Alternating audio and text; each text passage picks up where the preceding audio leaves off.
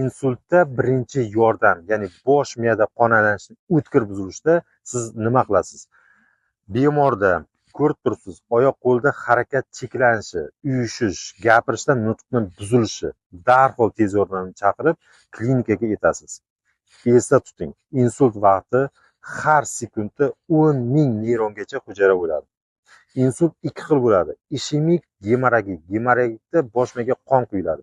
Ishemikda tomirda tromb tufayli qon harakatlanishi buziladi. Trombolizis, ya'ni qon tomir orqali trombni eritishga bor-yo'g'i 4 soat vaqt bor. Operatsiya qilish uchun esa 6 soat vaqt bor. Vaqtni boy berish kerak emas.